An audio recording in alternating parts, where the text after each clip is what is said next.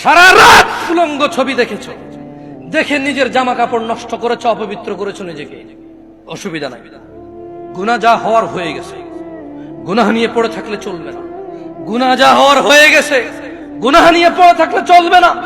যাও গোসল করো, ফজরে আযান হয়েছে সালাতে যাও, 2 রাকাত সুন্নাত পড়ে আল্লাহর কাছে ক্ষমা চাও, 2 রাকাত ফরজ পড়ে আল্লাহর কাছে ক্ষমা চাও।